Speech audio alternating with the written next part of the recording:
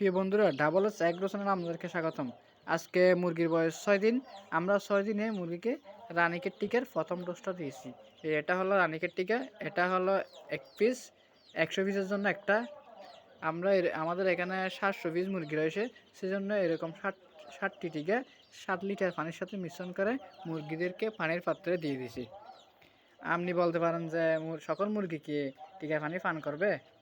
সেজন্য আপনি একটি কাজ করতে পারেন। সেজন্য আপনি 2 ঘন্টা আগে পানির পাত্রগুলো নিয়ে নেবেন।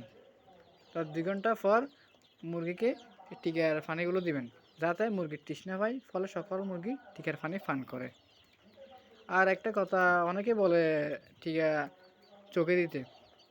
আমরা আগে চোখে দিতাম, ফলে দেখতাম টিকা দেওয়ার পর মুরগির মৃত্যু হার বেড়ে যায়। কারণ প্রত্যেকটা মুরগি ধরে ধরে যদি চোখে টিকা দিই, তাহলে দেখি মুরগিগুলো ব্যথা পায়, ফলে টিকা দেওয়ার পর মুরগির মৃত্যু হার বেড়ে যায়। এখন আমরা পানির পাত্রে দেওয়ার ফলে মুরগি ব্যথা পায় না, ফলে মুরগি কম মারা যায়, সুস্থ থাকে মোটামুটি। সেজন্য আমরা পানির পাত্রে দিয়ে দিই। প্রিয় বন্ধুরা, ভিডিওটা ভালো লাগলে একটি লাইক দিবেন। যদি ভিডিওটা উপকার আসে, চ্যানেলটা সাবস্ক্রাইব করবেন। ধন্যবাদ সবাইকে।